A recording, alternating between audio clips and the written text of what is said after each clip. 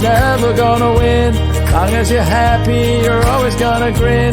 You get out what you put in. You get out what you put in. Never gonna lose, never gonna win. Long as you're happy, you're always gonna grin. You get out what you put in. You get out what you put in. You get out what you put in. We are live. I've got Johann Goree in the house. Hello, mate. How are you? Good afternoon, sir. I'm very well. How are you? Buzzing. It's just great to have you here, sir. You know we're only doing 15 minutes, don't you? Yeah, well, we'll see. What do I do? Because I get into a conversation and the people I have on here are absolutely lovely. And you can't do anything in 15 minutes if you're going to find out a little bit about them. If you think Aaron and I go live every Monday morning. For an hour. And we sit there. So we jump onto StreamYard, same as what you're using. We jump on at 8 o'clock every Monday morning. And we catch up and we go through what we think we want to talk about. And we always say, oh, is this enough? Have we got enough content? And we always miss stuff out. Yeah. Like we always miss stuff out, and that's in an hour. So how you do it in 15, 30 minutes, I don't know. Look, I think the other thing is if we set ourselves a target of time, we can fill things in. It's Parkinson's law. Yeah. We fill the space with you know what we've got to do, whatever job it is. Anyway, we're digressing. Johann, already. just in case there's somebody out there that doesn't know who you are, tell us a little bit about yourself, please, sir. Cool. So yeah, Johann Goree. I'm the group managing director of the OnPoint accounting group, which I started in 2017. It was just myself, no clients. Grew that. Acquired another 2 firms from there to create the group. We now look after about 750 clients with a team of 14 dotted across the UK. We have no offices. We just have people that do co-working spaces if they want the office space, but everyone's work from home primarily. So we've got that. I do a weekly podcast with Aaron Patrick, Ask the Accountant, every Monday morning at 8:30. I do a monthly podcast with Aaron Patrick and a couple of others called QuickBooks Labs, where we talk all things QuickBooks. On top of all of that, I also do a lot of work with QuickBooks in the form of I'm a strategic partner and a council member. So I help develop QuickBooks in the right direction for the community. And on top of that, I also work with Andy Wainwright at Client Engager to build and improve that and to grow that as a product for practice management across the UK accounting and bookkeeping space. You've missed one thing out. What have I missed? What have you missed? I'll show you. I'll show you what you've missed. You've missed that. Oh, and I do spend far too much money on Amazon. That is your view from. That's what you're seeing. So we're looking at you from the other angle. I don't know where the camera is there on that image. Oh, I can see it. It's just below the light, isn't it? Yeah. So that's it there. So that's where we're looking at you from.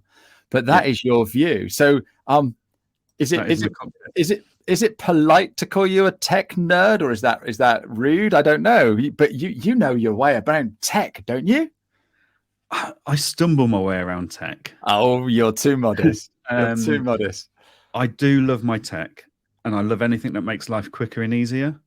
So, when I do videos for Client Engager, I was spending too much time editing them. So I got the Stream Deck keyboard to edit it. Yes, it's £100 odd or whatever it was, but the time it saved me in the last month alone is phenomenal. And I've just gone through a long list of things that I do. You can't do all of those different things at the same time if you don't have a great team in your accounting practice. Like my firm can pretty much run itself on a day-to-day basis if it needs to. It won't grow, but it will continue as normal. But then on top of that, you need all the efficiencies to have, and tech gives you that, whether you're out and about using an iPad through to having Stream Decks and multiple keyboards, etc. It's all about screen real estate and making sure I've got the right gear to do the job as quickly and as efficiently as I can. No, absolutely fantastic. And this is the thing, right? I've said this before on podcasts and stuff. If you had a builder come round, okay, to, I don't know, knock the back wall down and extend your kitchen, and he turned up with a bucket and a spade and a manual screwdriver and a hammer, you'd look at him and you think, he can't be any good. Yeah. Whereas the guy that turns up with a JCB and a concrete mixer and DeWalt tools is like, right, he's the guy.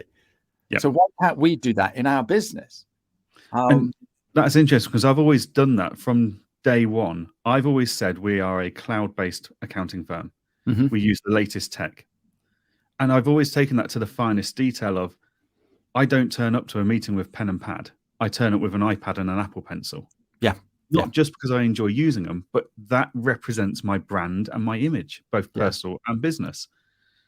Yes, I probably take it too far in the fact that the pencil color on my notepad, on my iPad is the color of my brand.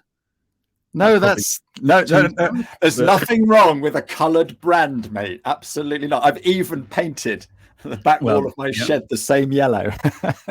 So yeah, no, it is all about just following that brand all the way through. And, you know, I love my tech. So if I turn up using a notepad and pen, that doesn't represent me as a person or as a brand. No, absolutely. It's like me turning up with a blue t-shirt.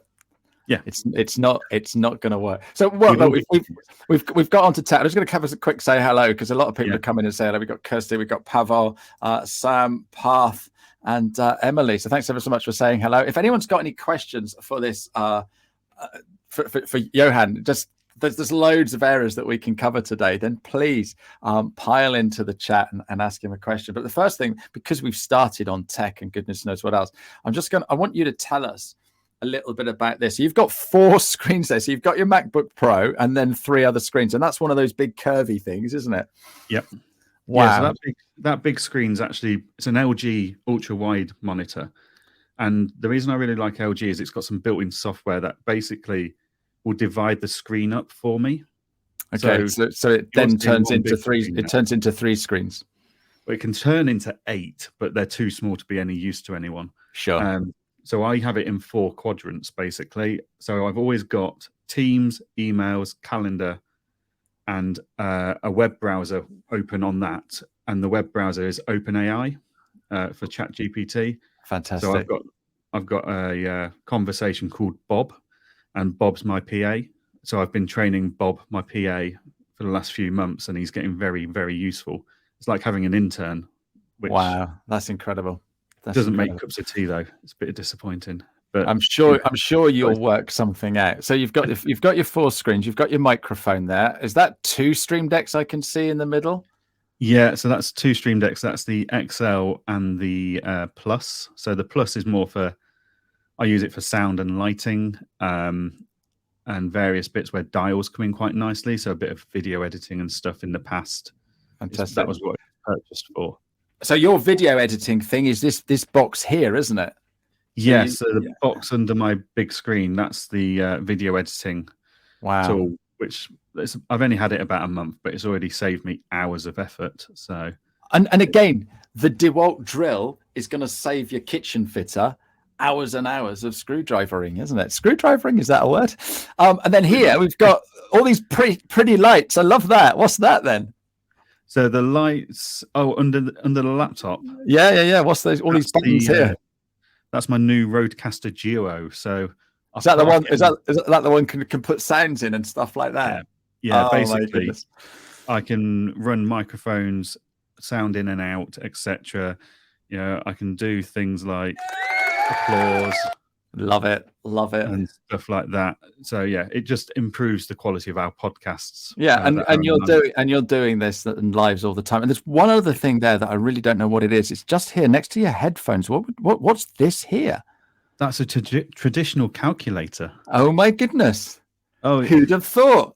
You must be an accountant. Like calculators on iPads and phones are all well and good, but you know what?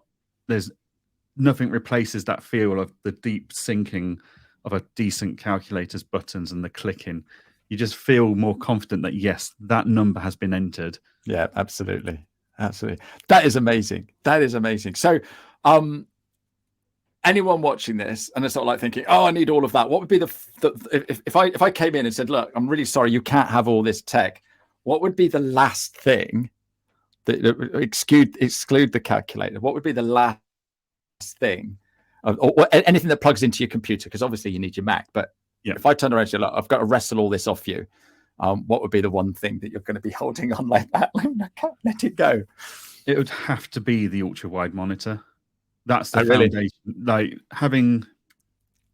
when you run so many different things as I do, I need the ability to see multiple things at the same time. Sure. So I've got all those 4 windows on my ultra wide.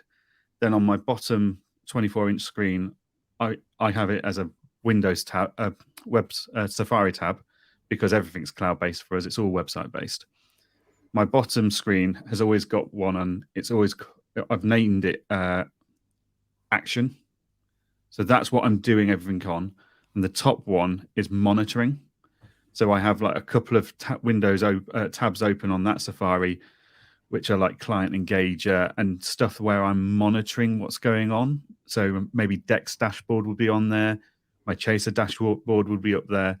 And I can see at a glance what's happening within the team on a live basis.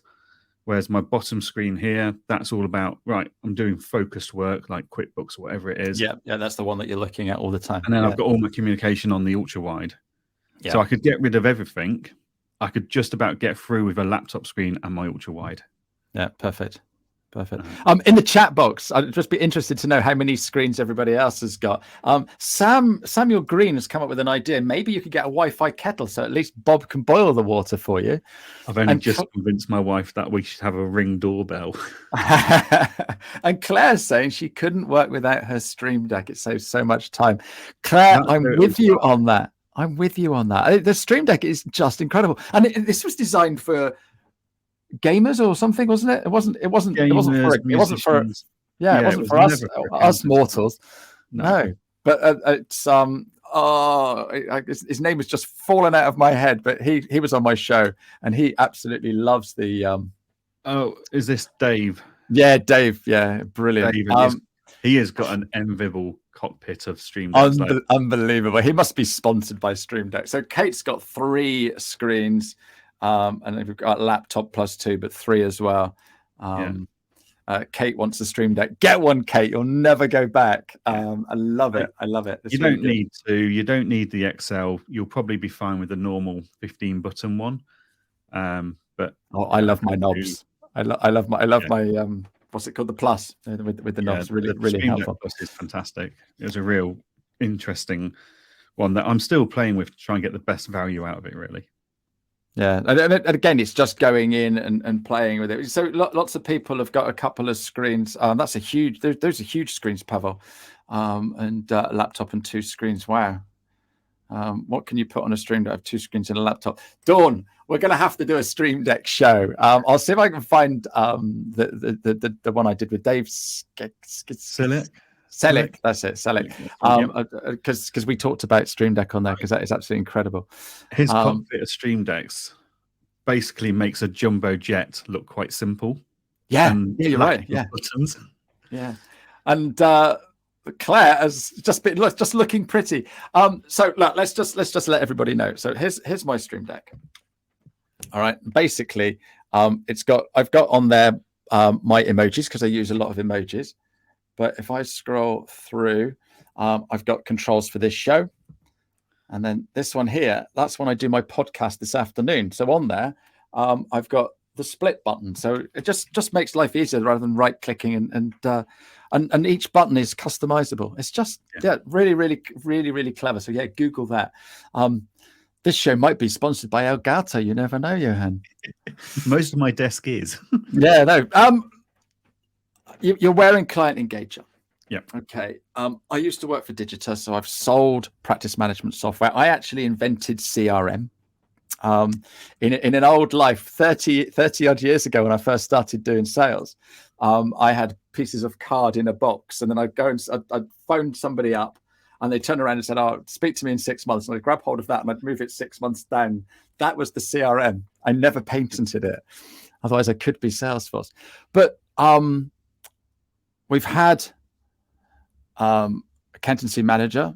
They've sold to Bright. We've had Center sold to Iris. And there isn't really an alternative now. We've got Pixie. And then so rather than let them get on with it, you've come up with one as well. So first of all, what on earth is an accountant doing developing software? And then tell us a little bit about what it does. We didn't really set out to go to market. We set out to have a solution that worked for me and Andy, because none of the other solutions really ticked all our boxes. And the amount, Andy's firm is not a small firm, so the amount we were spending was quite phenomenal. And after a year of paying for investing to build our own software, we were going to be raking it back in. Hang on just a sec. So because you had lots of users, lots of clients, you were paying lots of monthly fees. What's that? Subscriptions. Yeah.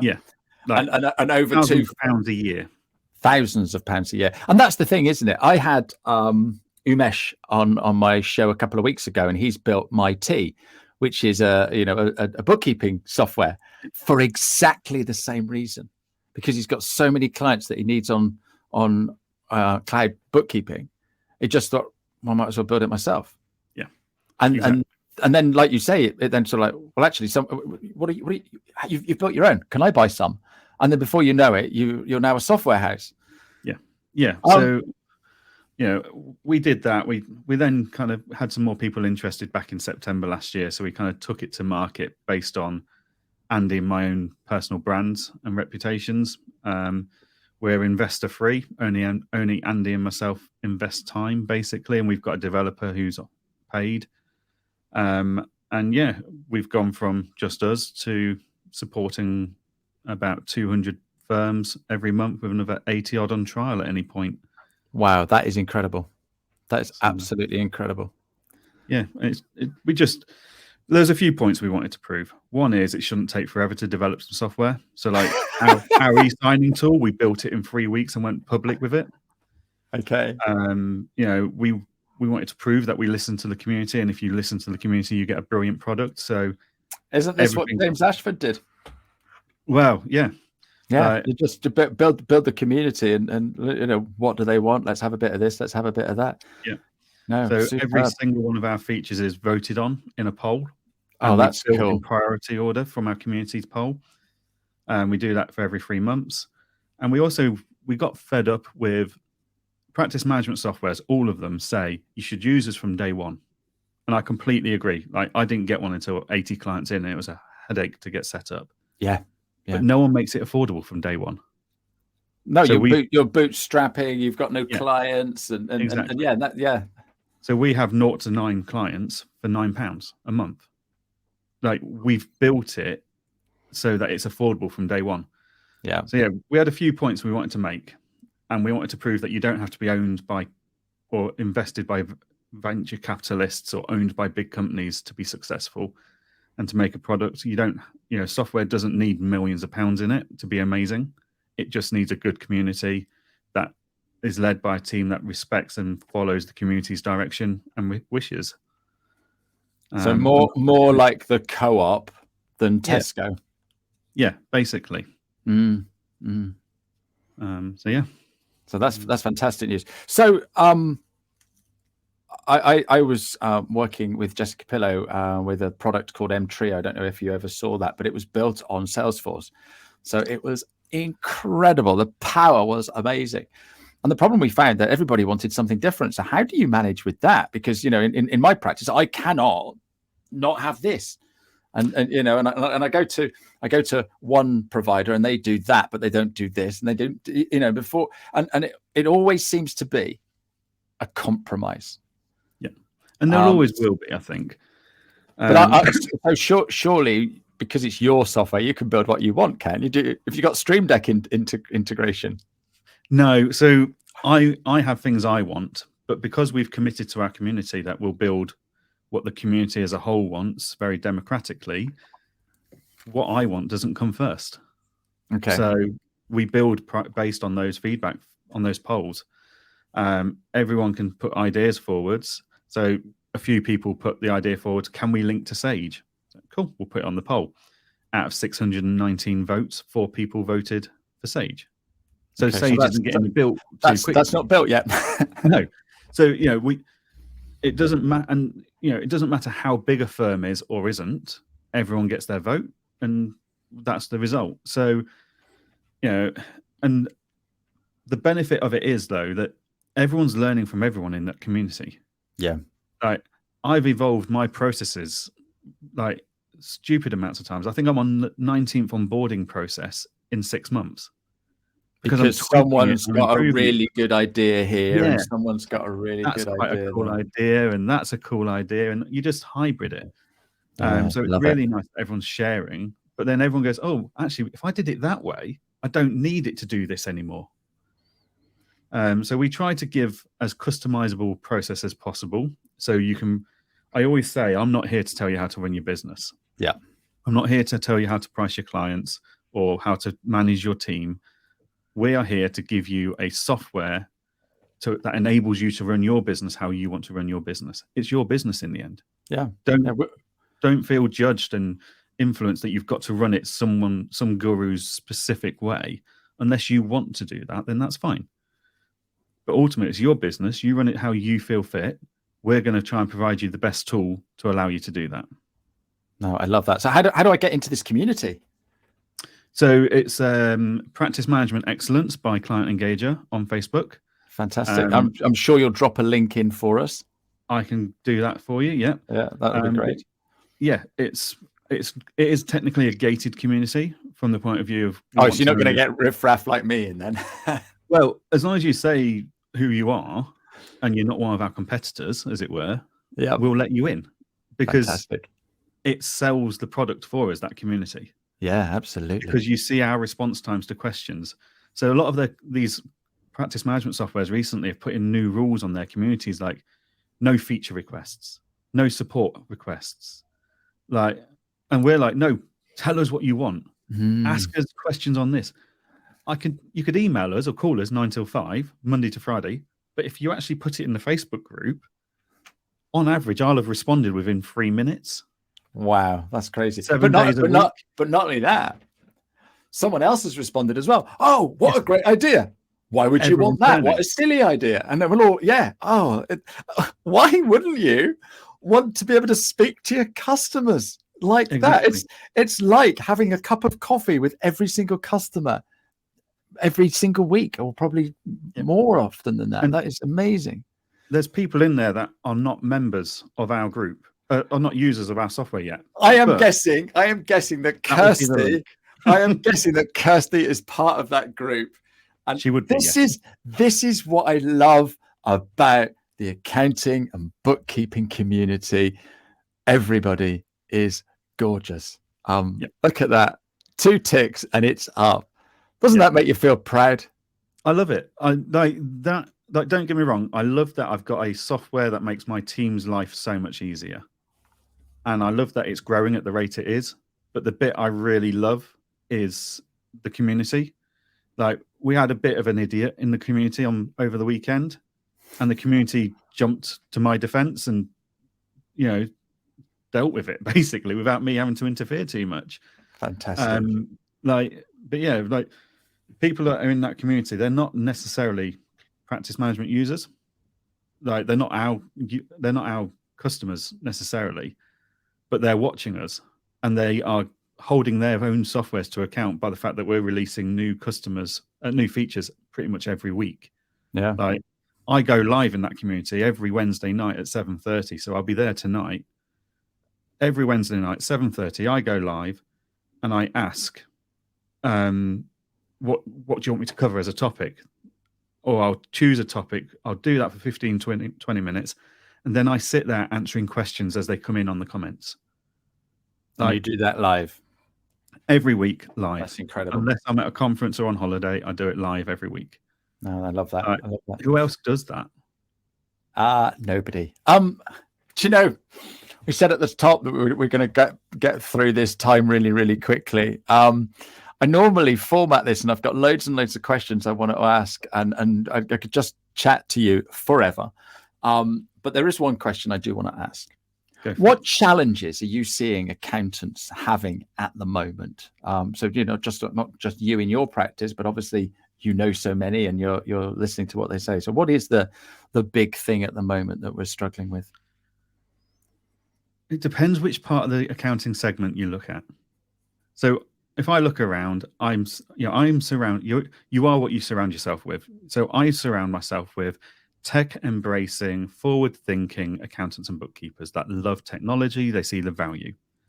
But then I sit there and listen to people at different meetings and governing body communities and stuff, fear-mongering about AI is going to steal our jobs, etc.